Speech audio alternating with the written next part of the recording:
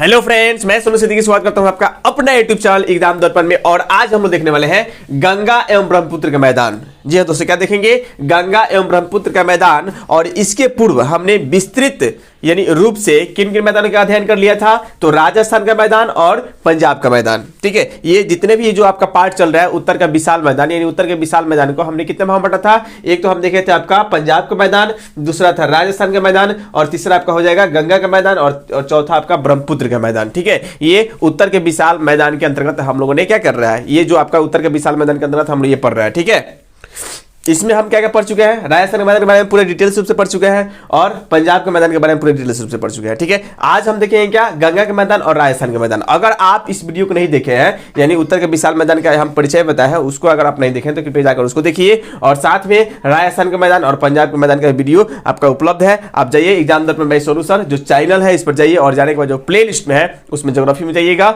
और वहां पर आपका राजस्थान का मैदान और पंजाब का मैदान का वीडियो उपलब्ध होगा। कृपया जाकर उसको देख लीजिए। ठीक है, या इसके डिस्क्रिप्शन में भी ये लिंक दे दिया गया होगा, उसको आप देख सकते हैं। ठीक है, तो हम देखेंगे सबसे पहले गंगा का मैदान। तो गंगा के मैदान को कितने भागों में बांट सकते हैं? तो गंगा के मैदान को हम प्रमुखतः 3 भागों में बांटा जाता है। यानी गंगा के मैदान को कितने भागों में बांटा जाता है? 3 भागों में बांटा जाता है। याद रखना है आपका, पहला होगा ऊपरी गंगा का मैदान। क्या होगा? ऊपरी गंगा का मैदान। दूसरा हम देख सकते हैं मध्य गंगा का मैदान। क्या बोल सकते हैं? मध्य गंगा का मैदान। और तीसरा हम देखेंगे निम्न गंगा का मैदान।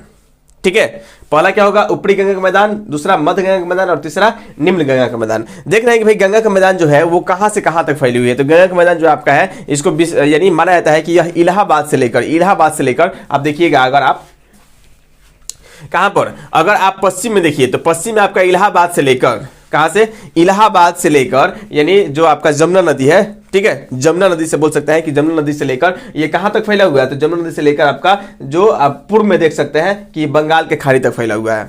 ठीक है, उसके बाद अगर उत्तर में देखिएगा तो उत्तर में जो आपका ये हम लोग देखे थे हिमालय, यानी आपका जो शिवालिक है, शिवालिक जो रेंज है, यानी शिवालिक के पाद से लेकर ये आपका, अगर आप देखते हैं दक्षिण में, तो दक्षिण में ये जो आपका प्रायद्वीपीय पठार है, जैसे हम लोग देखे थे यहाँ पे ये अरावली पर्वत होगी, अरावली के बाद आपका यहाँ पर मालवा होगा, मालवा के बाद मालवा मेवाड़। ठीक है, मालवा मेवाड़ बुंदेलखंड। ठीक है, उसके बाद छोटा नागपुर का पठार, बघेलखंड का पठार, ये सब जो भी क्षेत्र है ये आपके किस में आते हैं? यानी प्रायद्वीपीय पठार के अंतर्गत। तो आपका ये दक्षिण में कहां तक फैला हुआ है? तो प्रायद्वीपीय पठार के अंतर्गत ये फैला हुआ है। ठीक है, उत्तर में देखेंगे आपका हिमालय है, और दक्षिण में प्रायद्वीपीय पठार है आपका। इधर देखिएगा पश्चिम में अगर आप इसको देख रहे हैं तो पश्चिम में हम देखेंगे आपका इलाहाबाद तक। कहां तक? यानी इलाहाबाद, या बोल सकते हैं क्या, जमुना नदी तक। और वहीं आप पूरब में देखिए तो गंगा के मैदान का विस्तार जो है वो बंगाल की खाड़ी तक विस्तृत है। कहां तक? बंगाल की खाड़ी तक क्या हुआ है? यह फैला हुआ है। ठीक है, इसकी लंबाई लगभग यानी देखी जाए तो आपका पूरब से पश्चिम की लगभग 1400 किलोमीटर है। ठीक है, यह 1400 किलोमीटर में क्या हुआ है, यानी ये लंबाई आपका ये लंबवत रूप से ये फैला हुआ है। या इस प्रकार बोल सकते हैं कि घग्गर नदी से लेकर यहाँ आपका घंघर, ये जमुना नदी से लेकर कहाँ तक, यानी तीस्ता नदी तक क्या हुआ है, इसका विस्तार हुआ है। कुछ कुछ बुकों में यानी घग्गर नदी भी देता है।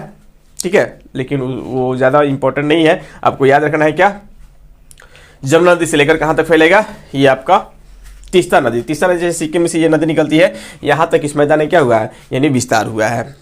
ठीक है, कोई दिक्कत? तो चलिए हम गंगा के मैदान के बारे में पढ़ रहे हैं, तो सबसे पहले हम यह मालूम होना चाहिए कि गंगा नदी और उसके नदी जो सहायक नदी है उसके बारे में हमें विस्तृत रूप से जानकारी होनी चाहिए।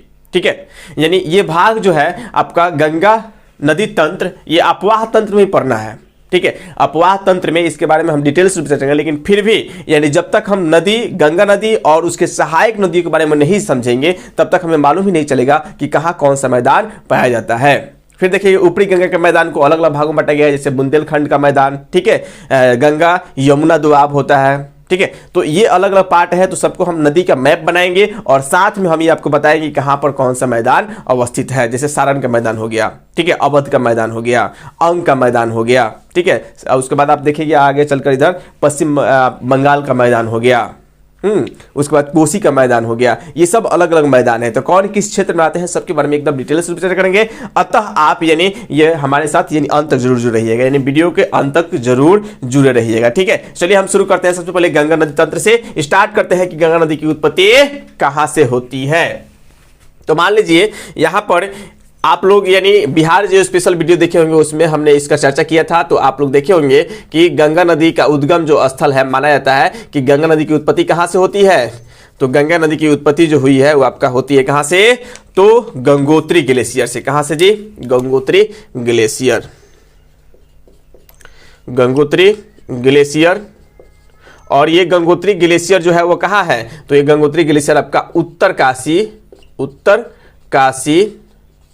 उत्तराखंड में अवस्थित है। कहां पर, उत्तराखंड में अवस्थित है, ये आपको याद रखना है। यहां से क्या होता है कि गंगा नदी निकलती है, और जब गंगा नदी यहां से निकलेगी तो किस नाम से जानी जाएगी, तो गंगा नदी जब यहां से निकलती है तो यह जानी जाती है जानवी के नाम से। किस नाम से जानी जाती है जी, जानवी के नाम से जानी जाएगी। ठीक है, जानवी नदी के नाम से यह जानी जाती है। फिर ये आती है गोमुख के पास। कहां पर आती है, तो यहां पर गोमुख आपका मान लीजिए, यहां पर गोमुख के पास आती है, और गोमुख के पास उत्तराखंड में ही है गोमुख। ठीक है, गोमुख के पास आने के बाद इसका नाम बदल जाता है। यह है आपका मान लीजिए क्या, गोमुख। ठीक है, ये आपका गोमुख है। गोमुख के पास आने के बाद इसको हम किस नाम जानते हैं, तो इसको जानते हैं भागीरथी के नाम से। भागीरथी के नाम से जाना जाता है। इसे क्या किस नाम जाना जाएगा, तो भागीरथी के नाम, भागीरथी नदी के नाम से जाना जाता है। ठीक है, इसके बाद जस्ट हम आगे आएंगे तो भागीरथी, ये आपका यहाँ पर एक और नदी आकर मिलेगी। ठीक है, भागीरथी में एक और नदी आकर मिलती है, भिलंगना नदी। कौन सी नदी आकर मिलती है यहाँ पर, भिलंगना नदी। इसको भी नोट कर लीजिएगा, भिलंगना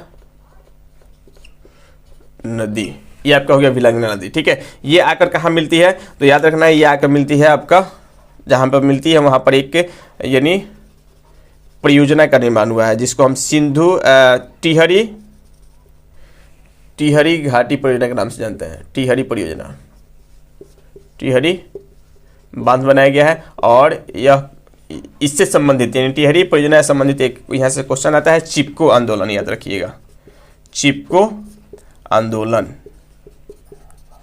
ठीक है, और चिपको आंदोलन कब स्टार्ट हुआ था, 1973 ईस्वी में। और किसके नेतृत्व में ये चला था, तो याद रखना है कि चिपको आंदोलन जो चला था वो आपका सुंदरलाल बहुगुणा के नेतृत्व में चला था।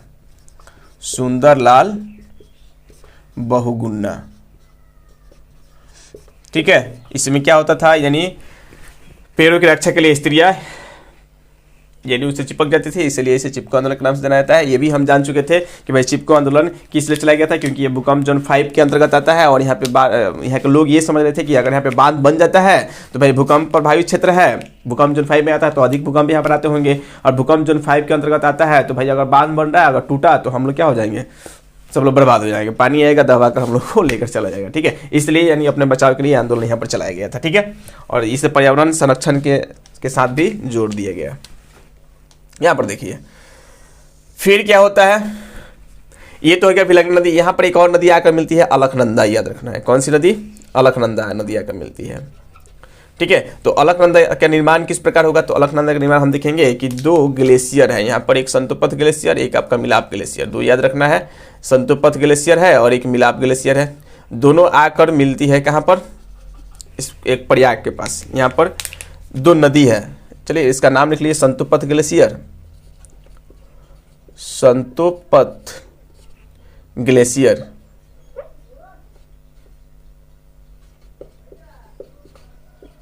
ग्लेशियर, और ये हो जाएगा मिलाप ग्लेशियर, मिलाम ग्लेशियर। ठीक है, ये दोनों ग्लेशियर हो जाएंगे। यहां से नदी एक निकलती है जिसका नाम है विष्णुगंगा,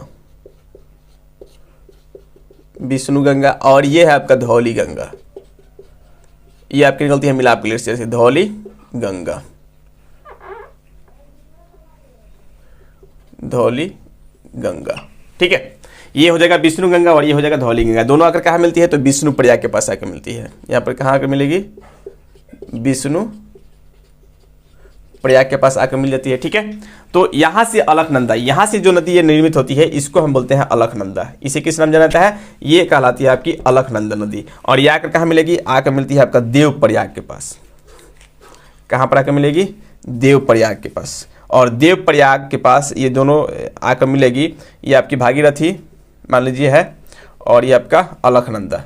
चलिए यहाँ पर लिख देंगे। पहले एक दो नदी आके मिलती है उसको भी थोड़ा सा यहाँ पर लिख दिया जाए, कौन कौन सी आके मिलेगी। इधर से मान लीजिए आपका नंद की नदी आके मिलेगी, ठीक है। इधर से आपका पिंडारी नदी आके मिलती है, एक और जानवी भी आकर इसमें मिलती है, याद रखिएगा, ठीक है, ज़्यादा लिखने की आवश्यकता ना पड़े। यहाँ पर एक नदी है और यहाँ पर एक नदी है, इसको बोलते हैं पिंडारी। ये जो नदी होगी कौन होगी, पिंडारी नदी। पिंडारी नदी ये कर्ण प्रयाग के पास आकर मिलती है। यहाँ पर कौन सा प्रयाग होगा, कर्ण प्रयाग, कर्ण प्रयाग। ये जो नंद की नदी आकर मिलेगी, नंद की नदी, इसे बोलते हैं क्या, नंद प्रयाग, याद रखना है, नंद प्रयाग, ठीक है। ये आपके हो गए। और ये आपका हो जहाँ पे अलकनंदा, ये प्रमुख रूप से कौन सी किस नाम से जाती है, अलकनंदा है, याद रखिए, अलकनंदा नदी है, ठीक है। और ये कहाँ पर आकर मिलेगी, आपको मिलती है देवप्रयाग के पास। कहाँ पर मिलती है जी, देवप्रयाग। ये आपका हो गया देवप्रयाग, ठीक है। अब देवप्रयाग के पास आगे मिलेगी, इसका नाम भी यहाँ पर नोट कर लीजिए, देवप्रयाग, देवप्रयाग। और देवप्रयाग से ही यह किस नाम से जानी जाती है, तो देवप्रयाग से यह कहलाती है गंगा, ठीक है। ये हो गया इसकी उत्पत्ति से संबंधित कुछ बातें, यानी किस प्रकार गंगा नदी का, यानी किस प्रकार गंगा नदी क्या होती है, उत्पन्न होती है, ठीक है। पहले यह कहाँ से निकलेगी, तो गंगोत्री ग्लेशियर से निकलती है। जहाँ से निकलती है इसे हम जानवी के नाम से जानते हैं, शॉर्ट में थोड़ा सा याद कर लीजिए, फिर हम यहाँ से आगे बढ़ेंगे, ठीक है। ये कहाँ से निकलती है, गंगोत्री ग्लेशियर से, जिससे ये कहाँ उत्तरकाशी में अवस्थित है, उत्तराखंड के अंतर्गत, ठीक है। याद रखना है कि यह जानवी के नाम से निकलती है और गौमुख के पास आने के बाद इसे किस नाम जाना जाता है, भागीरथी के नाम से जाना जाता है। यहाँ पर एक नदी अलकनंदा आकर मिलती है, जहाँ पर टिहरी परियोजना बनाया गया है 1973 में। और यहाँ से चिपको आंदोलन, याद रखना है, सुंदरलाल बहुगुणा के बहुत अच्छा यहाँ से क्वेश्चन बनते हैं, ठीक है। फिर हम देखेंगे कि यहाँ से एक और अलकनंदा नदी आकर मिलती है, कहाँ पर, यानी भागीरथी नदी में। यहाँ से अलकनंदा जल और भागीरथी के जल दोनों मिलकर क्या कहलाते हैं, आपका गंगा नदी के नाम से जानी जाती है। तो हम देखेंगे कि अलकनंदा में कौन कौन सी नदी आकर मिलती है, तो दो गंगा यहाँ से, एक तो आपका संतपथ ग्लेशियर से धौली गंगा, विष्णु गंगा निकलती है, और मिलाप ग्लेशियर से आपका धौली गंगा निकलती है, और दोनों आकर मिलती है विष्णु प्रयाग के पास। और यहाँ से अलकनंदा नदी का निर्माण होता है, और ये अलकनंदा आगे बढ़ती है और आकर देवप्रयाग के पास मिलती है, जहाँ से गंगा नदी का निर्माण होता है, ठीक है। यहाँ से अब इस नदी को गंगा के नाम से जाना जाता है, ठीक है। तो इसमें क्या क्या, नंद की नदी इस अलकनंदा में जाकर मिलेगी, जहाँ पर उस स्थान को हम नंद प्रयाग कहेंगे। पिंडारी नदी जहां पर आकर मिलेगी उस स्थान को हम क्या कहेंगे, कर्ण प्रयाग कहेंगे। एक और जानवी नदी आकर मिलती है, उसको हम रुद्र प्रयाग के नाम से जानते हैं, उसको बना लीजिएगा, इस जगह नहीं है, यानी जानवी नदी भी आकर इसमें मिलती है, जिसको हम क्या कहते हैं, रुद्र प्रयाग के नाम से जानते हैं, ठीक है। अब ये देखिए गंगा नदी का निर्माण हो गया, मिटा दे, एक बार इसके स्क्रीनशॉट ले लीजिए ताकि मिटा दे। अब हम यस देखेंगे, अब वो कौन कौन सा क्षेत्र होगा जहां पर, यानी ऊपरी गंगा में कौन कौन से मैदान का निर्माण होता है, मध्य गंगा में कौन कौन से मैदान का निर्माण होता है, और उसकी विशेषता क्या है, सबके बारे में हम डिटेल्स रूप से चर्चा करेंगे, ठीक है। मिटाते जाए, जल्दी बोलिए, नोट कर लिए, चलिए। अब देखिए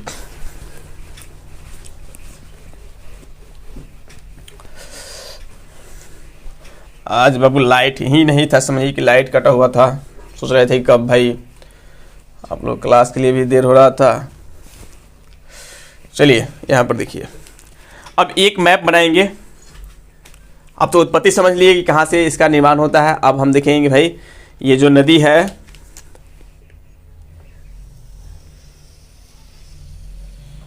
ये आपका गंगा नदी हो गया।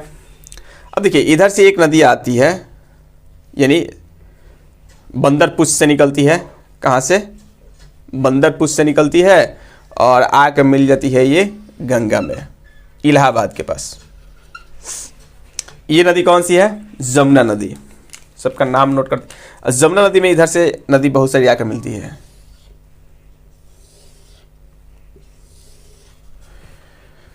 ठीक है, ये भी याद रखिएगा।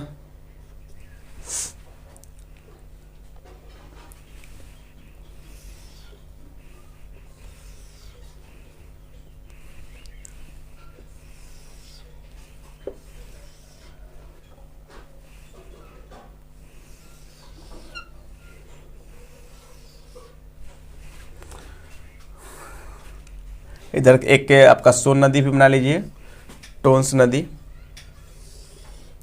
उसके बाद आपका सोन नदी हो जाएगी। इधर से हम देखिए कि गंगा, इधर स्पेस कम पड़ रहा है। चलिए इधर से हुगली, जैसे बांग्लादेश में जाएगी तो एक हुगली वितरिका निकल जाती है, और ये चली जाती है आपका बांग्लादेश में, ठीक है। मान लीजिए यहाँ पे सुंदरबन डेल्टा का विकास होगा।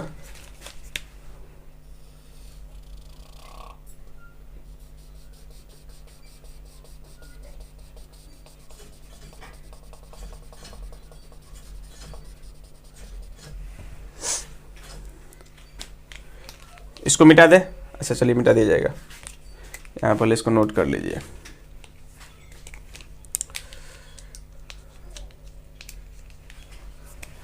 ये आपका हो गई, ये तो भागीरथी थी, भागीरथी। और ये हो गई आपका अलकनंदा, ठीक है। ये आपकी हो जाएगी रामगंगा, रामगंगा हो जाएगी। ये आपकी हो जाएगी गोमती, ये हो जाएगी घग्घरा या सरयू भी बोला जाता है, ठीक है। ये हो जाएगी गंडक, ये याद रखिएगा बूढ़ी गंडक। कोसी, कोसी के बाद महानंदा,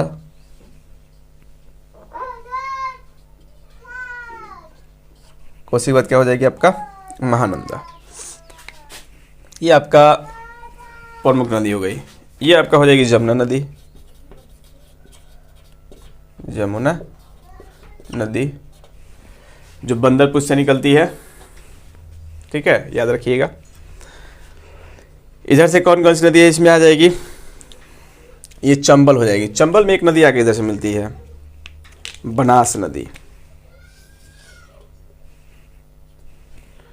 इसको भी लिख लीजिए, बनास नदी, ठीक है। और ये हो जाएगी चंबल,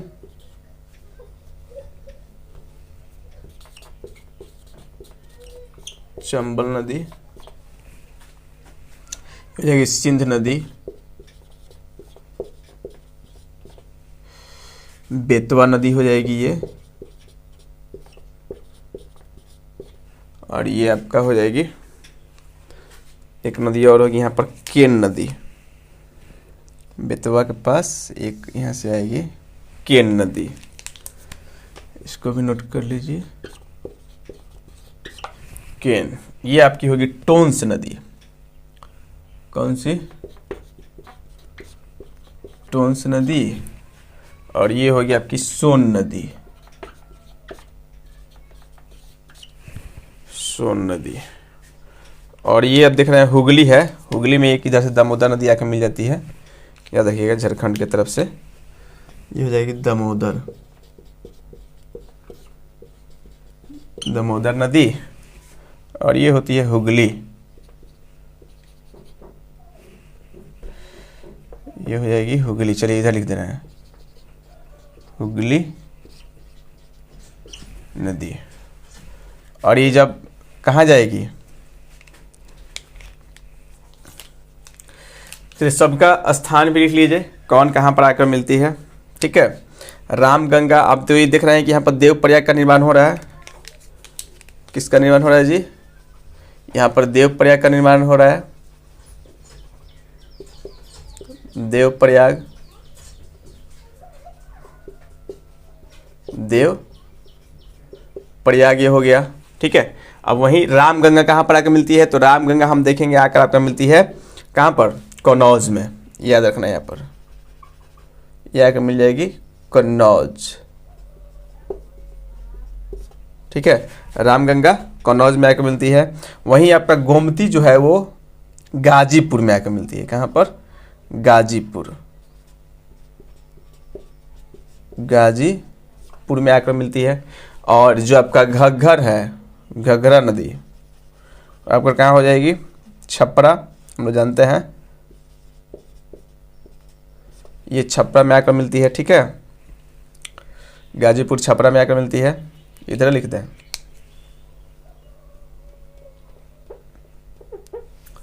छपरा में ठीक है। और ये जो आपका गंडक है वो कहाँ का मिलेगी, भागलपुर नहीं, आपका हाजीपुर, ये हो जाएगी हाजीपुर। बूढ़ी गंडक जो है वो खगड़िया में आकर मिलेगी, इधर लिख दे रहा है खगड़िया, यहाँ पे थोड़ा सा खगड़िया, ठीक है। और यही जो कोसी नदी है वो आपका मिलती है आपका भागलपुर में, इसको याद रखना है, भागलपुर,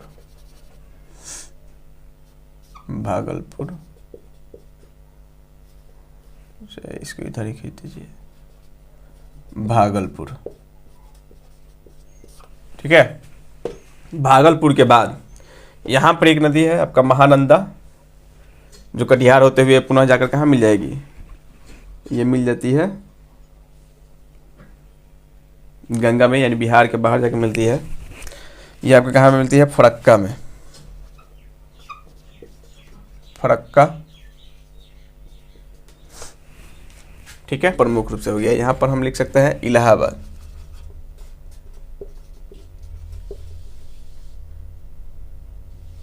इलाहाबाद या प्रयागराज, ठीक है।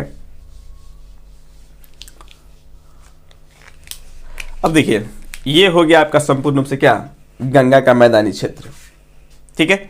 अब इसको देखें कि कहां से लेकर कहां तक जो क्षेत्र है उसको ऊपरी गंगा का मैदान कहेंगे, और किस स्थान से किस स्थान तक यानी जो मैदान होते हैं उसको मिडेवल यानी मध्य मैदान के अंतर्गत रखेंगे, और फिर आपका जो निम्न गंगा का मैदान है उसको कहां से कहां तक बटा गया है, ठीक है। तो सबके बारे में एक एक करके हम यहाँ पर चर्चा करेंगे। सबसे पहले यहाँ पर जो आपका मैदान का निर्माण होता है, यहाँ पर हम लोग देखेंगे कि यहाँ पर जो मैदान का निर्माण होगा, यानी ये जो दोआब बन रहा है, देख रहे हैं ना ये, तो इसको हम क्या बोलेंगे, इसको बोलते हैं गंगा जमुना का मैदान, या गंगा जमुना का दोआब, ठीक है, गंगा जमुना दोआब, इसको लिख लेंगे गंगा जमुना दोआब, गंगा जमुना दोआब, ठीक है, ये गंगा जमुना दोआब, ठीक है। और यहाँ पर रामगंगा और गोमती के बीच में, रामगंगा और किसके बीच में, गोमती के बीच में, यहाँ पर देखेंगे रामगंगा और गोमती के बीच में,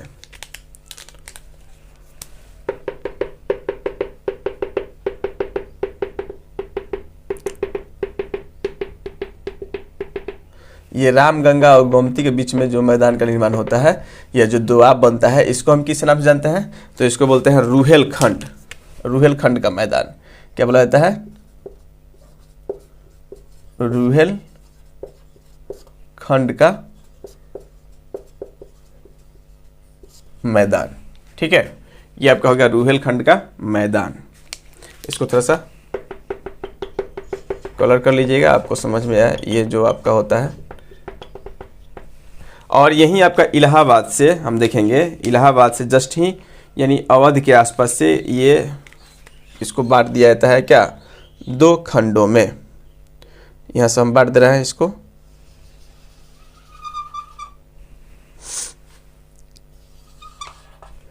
ये आपका संपूर्ण रूप से होगा ऊपरी गंगा का मैदान। इसको क्या बोला जाता है, ऊपरी गंगा का मैदान, ऊपरी गंगा का मैदान, ठीक है। ये फर्स्ट हो गया। तो ऊपरी गंगा के मैदान में कौन कौन क्षेत्र आ जाएंगे, एक तो गंगा जमुना दोआब होगा, ठीक है, ये लिख लीजिएगा। एक क्या होगा, गंगा जमुना दोआब इसके अंतर्गत आता है। दूसरा आपका क्या आएगा, रुहेलखंड का मैदान इसके अंतर्गत आता है, ठीक है। और तीसरा हम देखेंगे इसमें आपका अवध का मैदान का भी कुछ क्षेत्र आपका इसमें आ जाएगा, ठीक है। किसके अंतर्गत आ जाएगा, अवध का जो मैदान होता है। तो ये जो है देखिए यहाँ पर आपका अवध का कुछ भाग आता है, कुछ भाग आपका इसमें चला जाता है।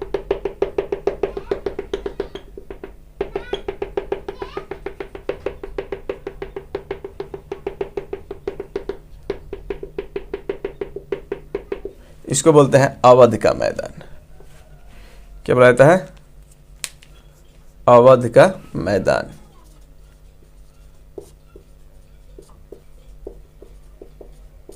तो याद रखना है, गोमती और घाघरा की नदी के बीच के क्षेत्र को क्या कहता है? गोमती और घाघरा के बीच के क्षेत्र को यानी अवध के मैदान के अंतर्गत रखा गया है। ठीक है, गोमती और घाघरा नदी के बीच के मैदान को क्या कहते हैं? यानी अवध का मैदान बोला जाता है। अब यही घाघरा और गंडक के बीच, घाघरा और गंडक के बीच भी क्या हुआ है? यहाँ पर भी मैदान का विभाजन है। अब देखिए, ये जो रेड कलर से हम घेर दिए हैं इसके चारों तरफ, ये हो जाएगा ऊपरी गंगा का मैदान। यहाँ तक इलाहाबाद का जो क्षेत्र होता है, इलाहाबाद तक ही क्या होता है आपका ऊपरी गंगा। हम देखिए थोड़ा सा इधर खसक गया है, मतलब इलाहाबाद यहीं तक आएगा आपका, इलाहाबाद ही लगभग बॉर्डर बनाता है जहां पर आपका कौन सी नदी आती है?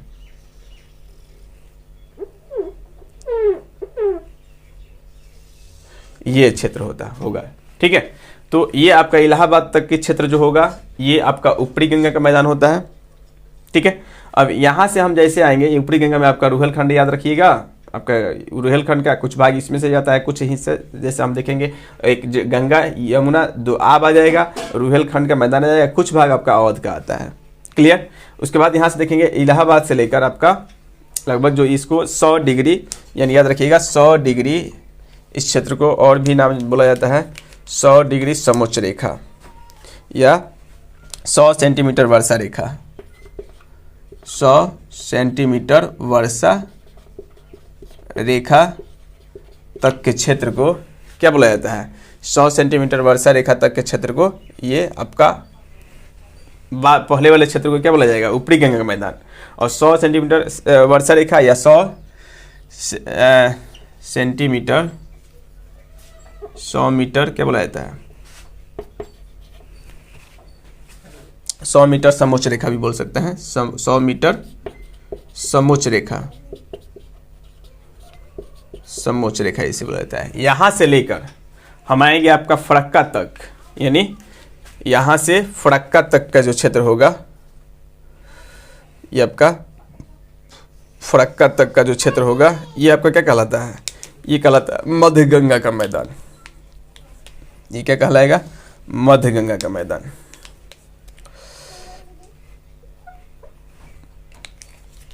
ये आपका हो जाएगा मध्य गंगा का मैदान।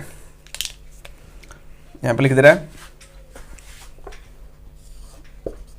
यहां पर हो जाएगा मध्य गंगा का मैदान।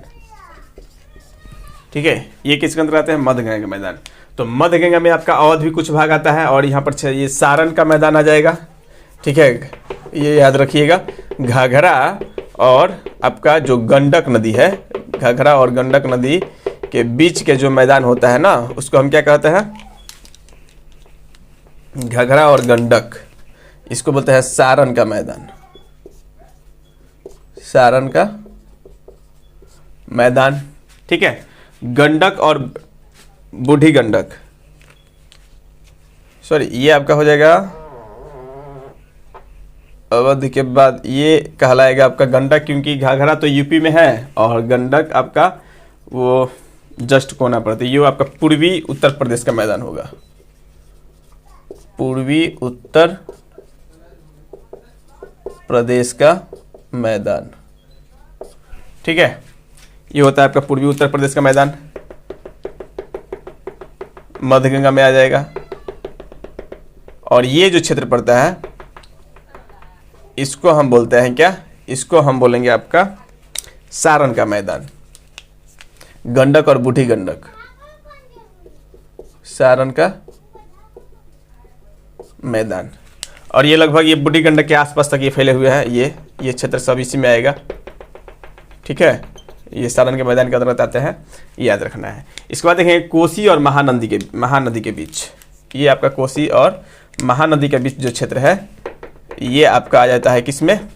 ये आपका पश्चिम बंगाल का मैदान। ये किसमें आएंगे?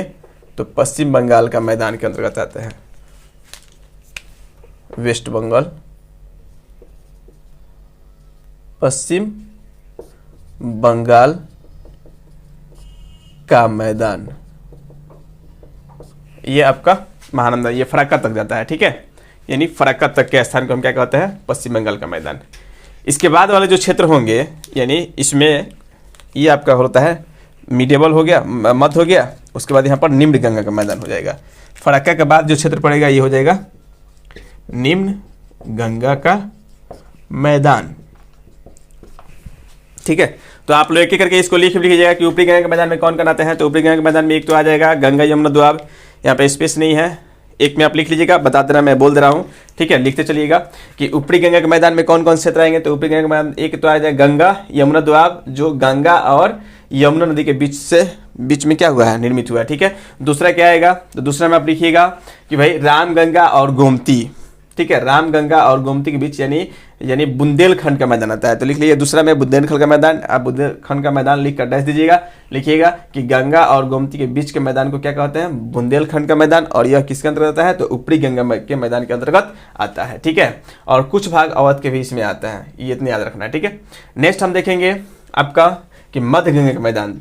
तो मध्य गंगा का मैदान जो है 100 सेंटीमीटर वर्षा रेखा से लेकर आपका फरक्का तक के क्षेत्र को यानी मध्य गंगा के मैदान के अंतर्गत रखा जाता है। और इसकी विशेषता क्या है, इसकी विशेषता ये है, हम देखेंगे कि भाई जो मध्य गंगा का मैदान होता है इसके अंतर्गत यानी अवध का मैदान का भाग आता है। ठीक है, जो आपका गोमती और घाघरा नदी के बीच अवस्थित है। ठीक है, यानी पूर्व उत्तरीय प्रदेश भी आ जाएगा इसमें। ये देखिए, ये अधिकतर माना जाता है कि आपका ऊपरी गंगा का मैदान है, लेकिन इसमें कुछ हिस्से आते हैं आपके किसमें, मध्य गंगा के मैदान में।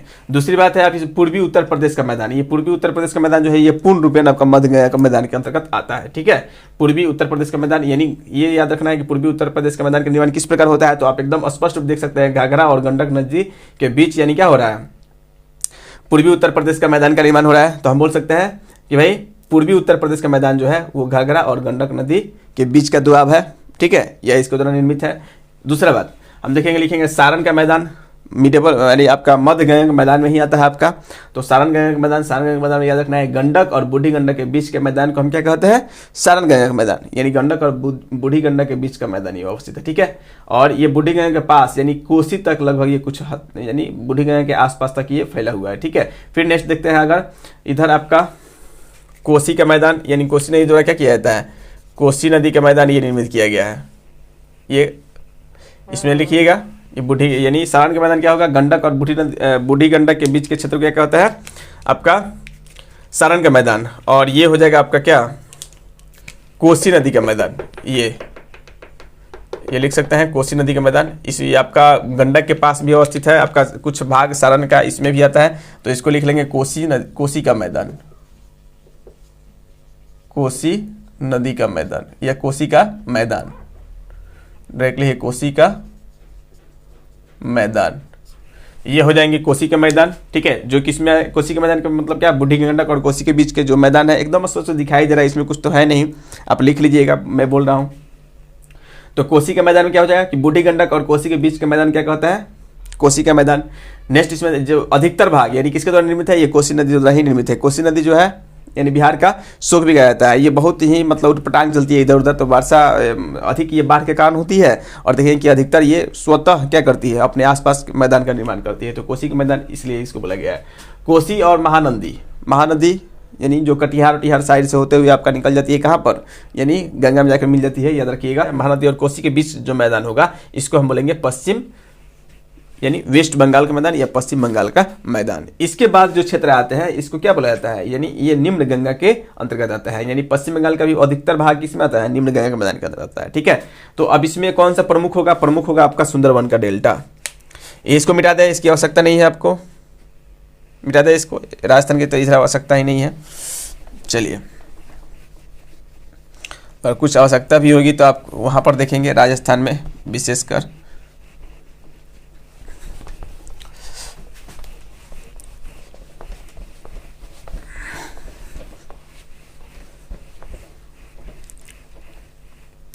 अब यहाँ पर हम देखेंगे थोड़ा सा,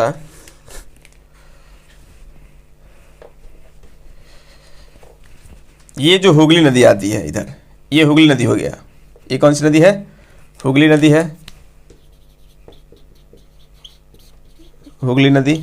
ठीक है, हुगली नदी के बाद ये जो क्षेत्र आपका पड़ेगा इसको हम क्या कहते हैं, ये आ जाती है आपका पश्चिम बंगाल में।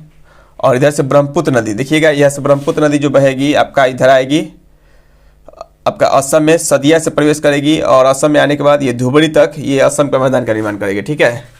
और वहाँ से आने के बाद ये आपका पश्चिम बांग्लादेश में प्रवेश कर जाती है। बांग्लादेश में प्रवेश करने के बाद ये बंगाल की खाड़ी में गिर जाती है, ठीक है। तो यहाँ से याद रखना है कि ये पद्मा के नाम से इसमें आ जाती है। पद्मा बांग्लादेश में किस नाम से जाती है? पद्मा के नाम से जानी जाती है। इधर से आपका ब्रह्मपुत्र नदी आ रही है, दोनों के मिल जाएगी। इधर से एक और नदी आती है थोड़ा सा, बराक नदी, ठीक है। बराक नदी मणिपुरा त्रिपुरा होकर ये आपके इधर आती है। ये आपका ब्रह्मपुत्र नदी है, ब्रह्मपुत्र नदी। और ये मान लीजिए आपका पद्मा है। गंगा इधर होगी लेकिन बांग्लादेश में आप क्या कहलाएगी? पद्मा, ठीक है। ये हुगली है। अब यहाँ पर क्या होती है? ये मेघना के नाम से बंगाल की खाड़ी में गिर जाती है। मेघना के नाम से मोटी धारा बनाती है, जल की बहुत बड़ी धारा। क्या करती है? जब सभी नदी आकर मिलेगी, ऊपर से एक तीस्ता नदी भी आकर इसमें मिल जाती है, तो तीस्ता नदी का जल भी इसमें आकर मिल जाता है। तो इस तरह से यानी नदियों का एक बहुत बड़ा क्या होता है? जल धारा होता है। और इस प्रकार से क्या करती है? यानी मेघना के नाम से बंगाल की खाड़ी में गिर जाती है। बंगाल की खाड़ी में क्या हो जाती है? गिर जाती है। यहाँ पर देखेंगे कि यहीं पर ये क्या करेगा? सुंदरवन का डेल्टा का निर्माण होता है। सुंदरवन का डेल्टा का निर्माण होता है। तो ये जो क्षेत्र हैं ये आपके क्या कहलाएंगे? यही क्षेत्र आपके कहलाते हैं। ये निम्न गंगा के मैदान होते हैं। और निम्न गंगा, आप देखिए थोड़ी सी विशेषता इसकी हम देखेंगे, सबके बारे में विशेषता देखते चलेंगे। यानी ऊपरी गंगा से जैसे जैसे हम चलेंगे, ऊपरी गंगा से जैसे जैसे हम कहाँ चलेंगे? यानी निम्न गंगा की ओर तो ढाल बढ़ता जाएगा। ये उधर से क्या हो रहा है? ढाल इधर यानी बढ़ रहा है, ठीक है। ढाल बढ़ता जाएगा। साथ में हम देखेंगे कि इधर बांगर, यानी इधर से बांगर होते हुए जैसे जैसे हम जाएंगे आपका फरक्का की तरफ, उधर यानी खादर की मात्रा बढ़ती जाएगी। यानी ऊपरी गंगा में सब पॉइंट को नोट करते चलिएगा। ऊपरी गंगा में जो होगा यहाँ पर आपकी बांगर अधिक पाए जाएंगे, बांगर मृदा। मध्य गंगा में खादर बांगर दोनों पाए जाएंगे, ठीक है। यहाँ पर भी खादर पाए जाते हैं, ऐसा बात कि नहीं, लेकिन यहाँ पर बांगर अधिक होगा और खादर कम होगा, ठीक है। यहाँ पर बांगर और खादर लगभग दोनों होंगे, लेकिन इसमें यानी खादर बढ़ेगी। इसके अपेक्षा इसमें खादर बढ़ जाएंगे मध्य गंगा के मैदान में, और बांगर कम होगा। और जैसे इसमें आएंगे यानी निम्न गंगा के मैदान में, तो यहाँ पर पूरा का पूरा क्या होता है? खादर ही होता है, क्योंकि यहाँ की नदियों द्वारा क्या होता है? यानी प्रतिवर्ष यानी बाढ़ का जल जो होता है ये मैदानों तक पहुँचता रहता है, ठीक है। दूसरी बात है कि वर्षा अगर देखते हैं तो यहाँ जो है यानी ऊपरी गंगा का मैदान होता है, यानी 100 सेंटीमीटर तक ही वर्षा होती है। 100 सेंटीमीटर से के आसपास इधर वर्षा होती है आपकी ऊपरी गंगा में। कितना? 100 सेंटीमीटर से। और 100 सेंटीमीटर से लेकर यहाँ तक आपका ये जो फरक्का तक है ये 150 या 200 सेंटीमीटर तक यहाँ पर वर्षा होती है, ठीक है। मध्य गंगा के मैदान में 100 से लेकर 200 से 150 से 200 यानी सेंटीमीटर क्या होती है? यहाँ पर वर्षा होती है। नेक्स्ट हम लिखेंगे आपका निम्न गंगा के मैदान में। इसमें हम लिखेंगे कि भाई निम्न गंगा का जो मैदान है यहाँ पर वर्षा जो होता है वो 2 सेंटीमीटर और 2 सेंटीमीटर से अधिक होता है, ठीक है। तो यहाँ पर वर्षा भी अधिक होगी। यानी जैसे जैसे हम इधर आएंगे आपका पश्चिम से पूर्व की तरफ आएंगे तो बांगर से खादर की मात्रा बढ़ती जाएगी। और जैसे जैसे हम आते हैं आपका खादर से बांगर की मात्रा बढ़ती जाएगी। और वैसे ऐसे वर्षा ऋतु भी यहाँ पर यानी जो वर्षा है वर्षा की अधिकता भी बढ़ती जाएगी। तो इस प्रकार हम देखते हैं कि यानी आपका पश्चिम से पूर्व की जो मिट्टी होती है वो काफ़ी क्या होगी? उपजाऊ होगी। यानी पश्चिमी मिट्टी की अपेक्षा जो होगा आपका पूर्व की मिट्टी उपजाऊ होती है। और इसकी खास विशेषता ये है कि यह अधिकतर यानी जलोढ़ मिट्टी ही होती है, और जलोढ़ मिट्टी में खादर होगी या तो बांगर होगी, ठीक है। अब राजस्थान का थोड़ा है कि राजस्थान में पूरा आपका क्या था? मरुस्थली मृदा। यहाँ पर एक ही होता है खादर और बांगर। ये विशेषकर हो गया आपका किसका प्रकार? गंगा का मैदान। यहाँ पर हम लोग देखेंगे कि दक्षिण में, अब यहाँ पर मध्य गंगा के मैदान में हम देखेंगे कि यानी इसको 2 भागों में बांटा गया है। मध्य गंगा के मैदान कितने भाग में बांटा गया है? 2 भागों में बांटा गया है। एक हम बोल सकते हैं उत्तरी गंगा का मैदान। मध्य गंगा के देखिए ऊपरी नहीं बोल रहा है, उत्तरी बोल रहा है। यह स्पेशल रूप से बिहार में आकर देख सकते हैं, ठीक है। बिहार की बात हो सकती है। तो उत्तरी गंगा का मैदान यानी मध्य गंगा के मैदान को कितने भागों में बांटा गया है? मध्य गंगा के मैदान को 2 भागों में बांटा गया है, ठीक है। एक हो जाएगा आपका उत्तरी गंगा का मैदान, और दूसरा हो जाएगा दक्षिणी गंगा का मैदान। दक्षिणी गंगा का मैदान। अब देखिए उत्तरी गंगा का मैदान, उत्तरी गंगा के मैदान में आपका कौन कौन हो जाएगा? अवध का मैदान आ जाएगा, ठीक है। पूर्वी प्रदेश का मैदान आ जाएगा, सारण का मैदान आ जाएगा, उसके बाद कोसी का मैदान आ जाएगा। ये सब किसके में आ गया? उत्तरी गंगा के मैदान में आ जाएगा, ठीक है। देखिए आपका गंगा नदी के उत्तर में जो होंगे मैदान मिडेबल आपका मध्य गंगा में, तो सब क्या हो जाएंगे? आपका उत्तरी गंगा का मैदान। और गंगा के दक्षिण में जैसे मान लीजिए सोन नदी द्वारा यहाँ पर मैदान का निर्माण किया जाता है। सोन नदी द्वारा क्या किया जाता है, यहाँ पर मैदान का निर्माण किया जाता है आसपास के क्षेत्रों में, यानी सोन नदी द्वारा भी क्या किया जाता है, मैदान का निर्माण किया जाता है। तो इससे हम क्या होता है, सोन का मैदान, या इससे बोल सकते हैं क्या, मगध का मैदान। क्या बोला जाता है, मगध का मैदान। ठीक है, इधर एक मगध का, आप देखिए टोंस नदी है तो टोंस नदी द्वारा भी कुछ मैदान का निर्माण किया जाता है। मगध हो गया आपका, मगध हो जाएगा, या इसको बोल सकते हैं क्या, अंग हो जाएगा, अंग का मैदान। अंग का मैदान इसके अंतर्गत आता है। अंग का मैदान यानी दक्षिण में दो ही प्रमुख है, अंग का मैदान और सोन का मैदान, यानी सोन नदी का मैदान बोल सकते हैं, या मगध का मैदान। ये दक्षिण में दो प्रमुख है। ठीक है, ये संपूर्ण रूप से क्या हो गया, मैदानों का विस्तृत स्वरूप हो गया। फिर हम देखते हैं आपका ये प्रमुख रूप से तो समाप्त हो गया गंगा का मैदान।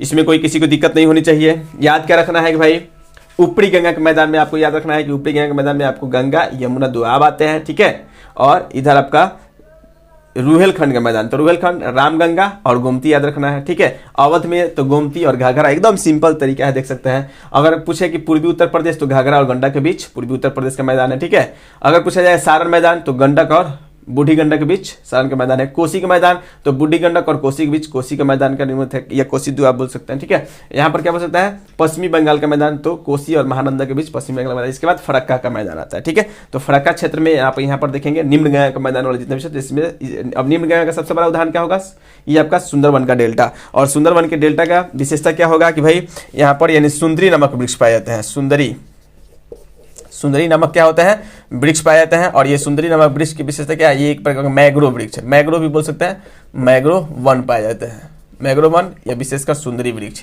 सुंदरी वृक्ष के नाम पर ही इसका क्या बोला गया, सुंदर वन बोला गया। ठीक है, सुंदर वन में सुंदरी वृक्ष अधिक पाया जाता है, यानी मैग्रो वन। ठीक है, ये सब याद रखना है, जो ये प्रमुख पॉइंट है जहाँ से क्वेश्चन बनते हैं। उसके बाद देखिएगा ये जो आपका गंगा है ये जाती है बांग्लादेश में, तो बाद में कहलाती है। और यहाँ पर तीस्ता नदी आकर मिल जाएगी। और फिर इधर से हम देखेंगे कि ब्रह्मपुत्र नदी आकर मिलती है। ठीक है, ब्रह्मपुत्र को बांग्लादेश में क्या बोला जाता है, जमुना बोला जाता है, ये भी याद रखिएगा। ठीक है, और फिर आपका मेघना, बराक नदी आकर मिलती है, और सभी लोग आकर यानी मेघना के नाम से पश्चिम बंगाल खाड़ी में क्या होते हैं, गिर जाते हैं। ठीक है, तो ये हो गया, स्क्रीनशॉट ले लीजिए एक बार इसको। फिर एक टॉपिक रहेगा, छोटा सा टॉपिक है, यानी राजस्थान के मैदान, उसको भी खत्म कर दिया जाए। स्क्रीनशॉट ले लीजिए इसका। चलिए,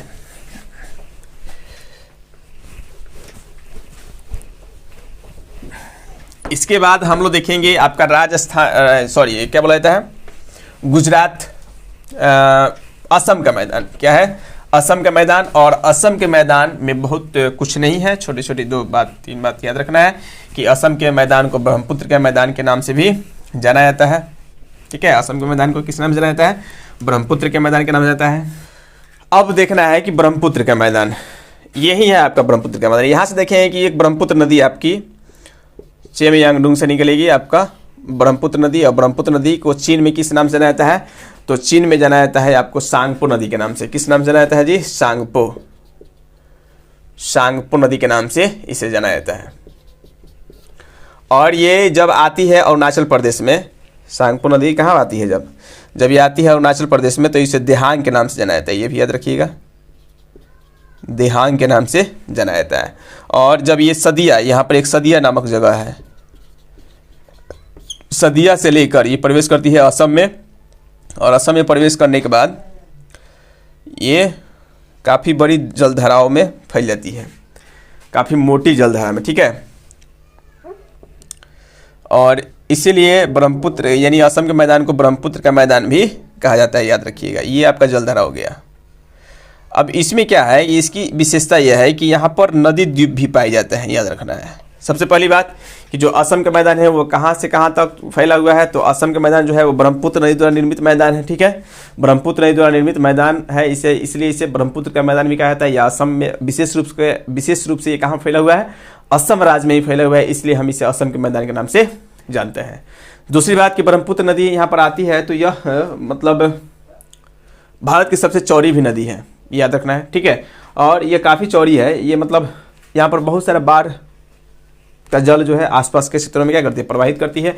बीच में क्या होगा कि अवरोध के कारण बीच में कहीं कहीं अवरोध उत्पन्न होते हैं, जिसके परिणाम स्वरूप यहाँ पर द्वीप का भी निर्माण करती है, छोटे छोटे द्वीप का भी निर्माण करती है। इसे मान लिया कि ये नदी है, बह रही है, नदी आपका चल रही है, ठीक है, बीच में कोई अवरोधक, यहाँ पर कोई पदार्थ आ गया, तो अब यहाँ से नदी की जल धारा जो है इधर से मुड़ गई इधर, ठीक है, इधर से नदी मुड़ गई या फिर इधर से आकर मिल गई, फिर एक हो गई, तो यहाँ पर नदी द्वीप हो जाएगा।